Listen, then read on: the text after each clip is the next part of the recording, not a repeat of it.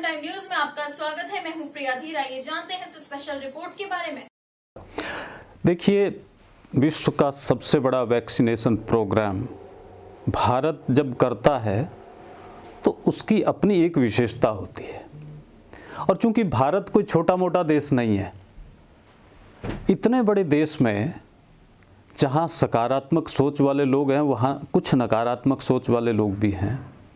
स्वाभाविक है, सारा समाज एक जैसा होता नहीं है, सब लोगों का चिंतन एक जैसा होता नहीं है, लेकिन हमें अपने वैज्ञानिकों के मेहनत पर, हमें अपने वैज्ञानिकों की कुशलता पर भरोसा करके आगे बढ़ना चाहिए और इस वैक्सीनेशन का स्वागत करते हुए, क्योंकि केवल भारत नहीं, भारत के पड़ोसी देशों में भी इसको लेकर के उत्साह है और जो भारत के पड़ोसी हैं वो उनमें इसको प्राप्त करने की होड़ है।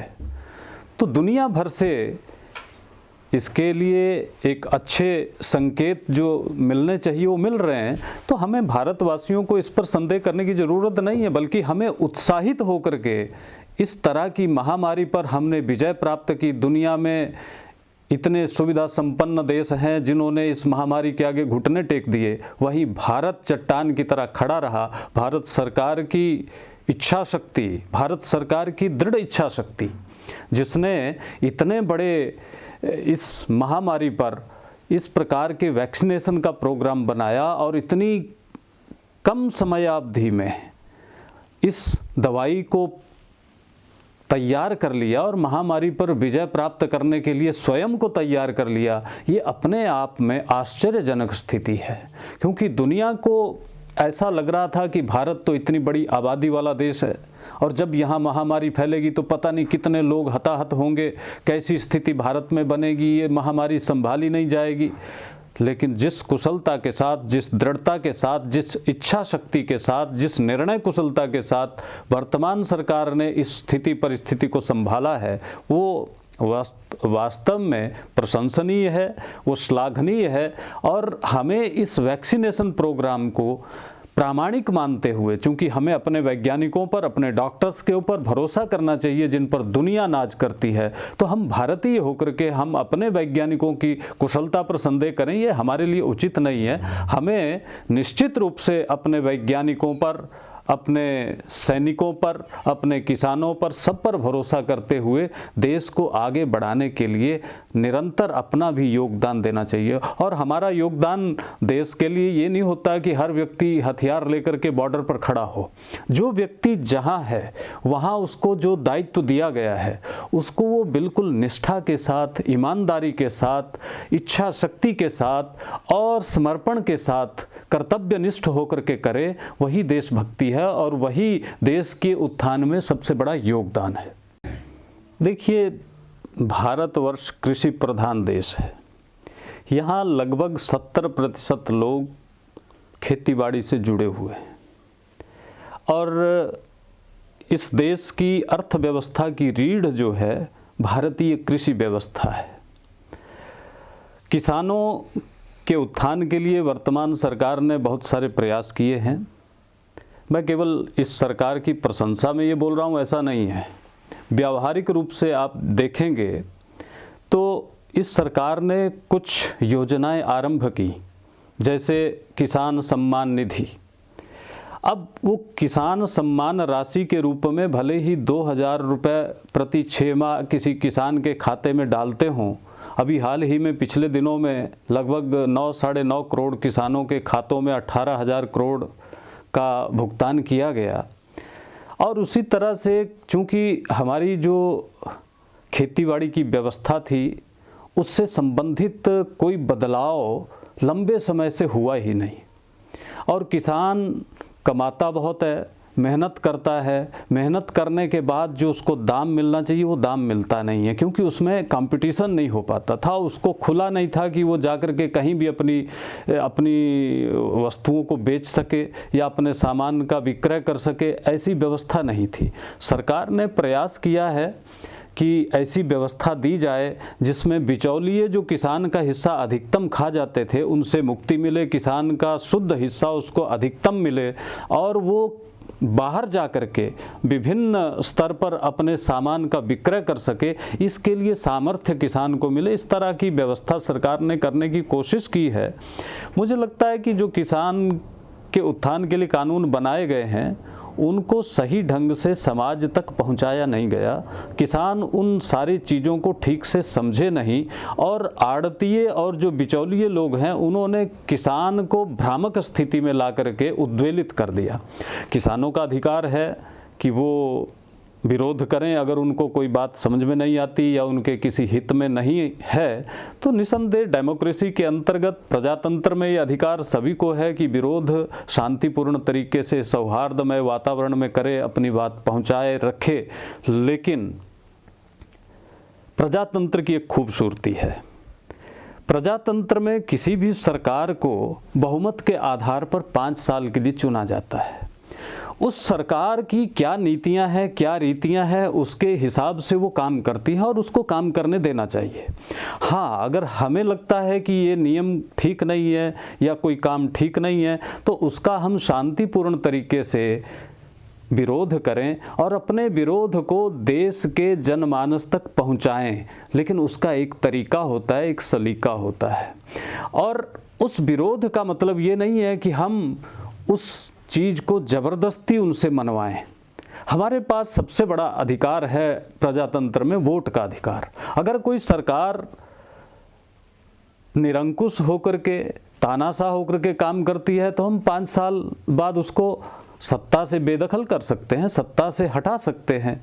ये हमारे पास सबसे बड़ा अधिकार है। हम पब्लिक प्रॉपर्टी का नुकसान करें, गवर्नमेंट प्रॉपर्टी का नुकसान करें, विरोध के नाम पर दंगे करें, आपस में झगड़ें, हमारा किसान हमारे जवान से उलझे, आपस में लड़ें, तो ये देश के लिए अच्छी स्थिति नहीं होती, ना किसानों के लिए ना समाज के लिए। इस प्रकार से इसमें जो भ्रांतियां हैं उन भ्रांतियों को दूर करें, आपस में मिल बैठ करके भाईचारे का वातावरण निर्माण करें और ऐसे में जो कल्याण, जो किसान के कल्याण की बात हो, केवल हम उसी को आगे बढ़ाएं। इस प्रकार से जब मिलजुल करके काम किया जाता है तो उसका रास्ता भी निकलता है और सबके लिए श्रेयस्कर भी होता है। तो मैं एक अपनी तरफ से ये सुझाव देना चाहता हूँ कि भाई हम प्रजातंत्र में हैं, हम अपनी बात को शालीनता से समाज के सामने रखें, राष्ट्र के सामने रखें। अगर हम किसी बात से सहमत नहीं हैं तो हम क्यों सहमत नहीं हैं, वो तर्क और तथ्य के साथ समाज के सामने अपनी बातों को रखें। समाज आपकी बात सुनेगा और अगर सरकार गलत होगी तो आगे आने वाले समय में 2-3 साल बाद जब पुनः चुनाव होगा 3 साल बाद, तो उस वक्त सरकार को अपदस्थ कर दें, उसको हटा दें। नई सरकार जो उसके समर्थन में हो, जो किसानों के हित में और अच्छा कर सकती हो, उसको ले आएं। यही तो लोकतंत्र की खूबसूरती है। इसीलिए भारतीय मनीषियों ने लोकतंत्र पद्धति को इस देश के लिए चुना था और हमें उसका सम्मान करना चाहिए। हमें जोर जबरदस्ती, झगड़ा, दंगा फसाद, पब्लिक प्रॉपर्टी को नुकसान पहुंचाना, ये सब नहीं करना चाहिए और जिससे वातावरण दूषित हो, इस प्रकार के कार्यों से बचना चाहिए। देखिए, न्यू एजुकेशन पॉलिसी की इस देश को बहुत ज़रूरत थी। लंबे समय से शिक्षा में कोई सुधार नहीं हुआ था। शिक्षा नीतियां वही की वही चली आ रही थी। दरअसल में गलती हमारी भी नहीं थी। हम लोगों पर विदेशियों ने शासन किया और उन्होंने उस ज़माने में जो एजुकेशन पॉलिसीज़ बनाई वो इस तरह से बनाई ताकि विदेशी लोग अधिक काल तक इस देश पर शासन कर सकें। उन्होंने उन पॉलिसीज़ के अंदर, उन नीतियों के अंदर इस प्रकार की चीज़ों को पिरोया ताकि भारतीय भारतीयता को भूल जाए। और जब भारतीय भारतीयता को भूल जाता है तो वह विदेशी वस्तु का, विदेशी सिद्धांत का, विदेशी परिपाटी का, विदेशी परंपरा का मोहताज हो जाता है।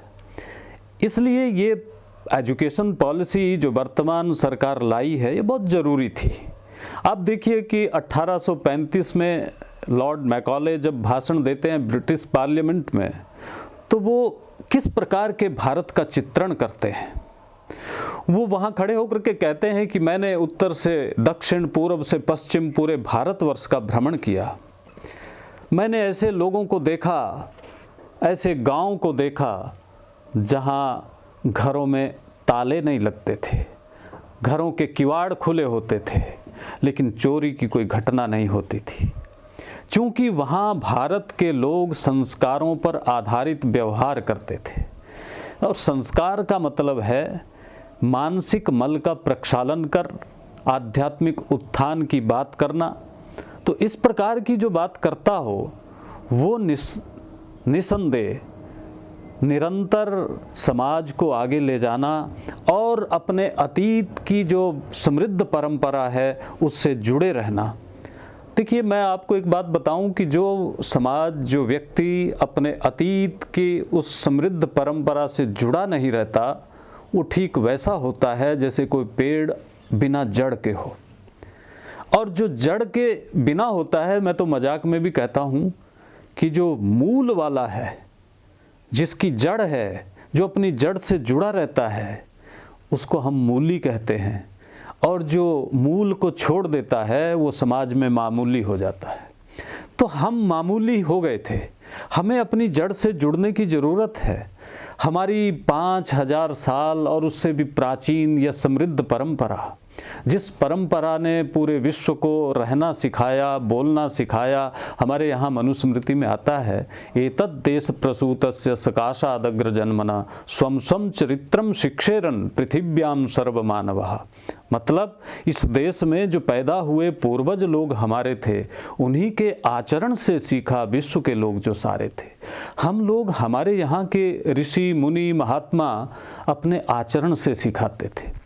वो जो बात बोलते थे वो पहले स्वयं पर आचरित करते थे, उसका आचरण करते थे, तब सिखाते थे।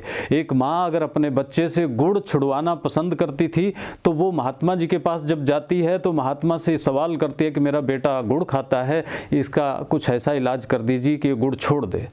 तो महात्मा जी उनको 1 महीने बाद का समय देते हैं, और जब वो पुनः जाती है तो वो सिर्फ इतना कहते हैं कि बेटा गुड़ खाना अच्छा नहीं है, इसको छोड़ दीजिए। तो माँ बड़ी हैरान कि यही बात बोलनी थी तो 1 महीना पहले क्यों नहीं बोली। तो महात्मा जी ने बड़ी विनम्रता से कहा कि क्योंकि 1 महीना पहले मैं स्वयं गुड़ खाता था, इसलिए अगर मैं उपदेश देता तो वह उपदेश इस पर प्रभावी नहीं होता, उस उपदेश का इस पर असर नहीं होता, इस पर प्रभाव नहीं पड़ता। क्योंकि प्रभाव आपका तब पड़ेगा जब आप स्वयं वैसा आचरण करेंगे, और जब स्वयं वैसा आचरण नहीं करेंगे और केवल बोलेंगे तो वो बोलना आपके लिए प्रभाव उत्पन्न करने वाला नहीं होता। इसीलिए आप देखते हैं समाज में भी कि हमारे बहुत सारे साधु, महात्मा, उपदेशक, धर्मोपदेशक इतनी बड़ी बड़ी अच्छी अच्छी बातें बोलते हैं, लेकिन उतना असर नहीं होता जितना होना चाहिए। क्यों? एक विवेकानंद थे जो अकेले विदेश में जाकर के 2 शब्दों पर पूरी दुनिया उनकी कायल हो गई थी। क्यों? क्योंकि उनकी हर बात दिल से निकलती थी और वो जो अंदर होता था वही कहते थे। अब समस्या ये है कि अंदर कुछ और होता है, बाहर कुछ और होता है, इसलिए जो इस प्रकार से अंदर और बाहर भिन्न भिन्न होता है उसका असर नहीं होता, और समाज में फिर इस प्रकार की भ्रांतियां पैदा होती हैं और लोग सच्चाई में किसी चीज़ को लेते नहीं हैं। तो इस प्रकार के ज्ञान का संप्रेषण हो, इस प्रकार की चीज़ों को शिक्षा पद्धति में जोड़ा जाए, यही चिंतन इस नई शिक्षा नीति में किया गया है, ताकि हम अपनी जड़ से भी जुड़ें और आज के विज्ञान के युग में जो नई उपलब्धियां हैं उनसे भी अपने आप को जोड़ें, ताकि हम अतीत को भी याद रखें और भविष्य की, सुंदर भविष्य की कल्पना करते हुए वर्तमान को समृद्ध बनाएं, और वर्तमान में जो उपलब्ध वैज्ञानिक संसाधन हैं उनमें अपनी बुद्धि को अधिकतम लगाएं, लेकिन अपने संस्कारों को न भुलाएं, अपने अतीत को न भुलाएं। अपनी जो दीर्घ परंपरा है, एक वैज्ञानिक परंपरा है, एक भारतीय आध्यात्मिक परंपरा है, वो आध्यात्मिक परंपरा इंसान को इंसान बनाने वाली परंपरा थी। वह इंसान अगर बनेगा तो वह इंसान समाज के कल्याण के लिए काम करेगा। अन्यथा जो वर्तमान प्रचलित शिक्षा पद्धति थी उसमें क्या था?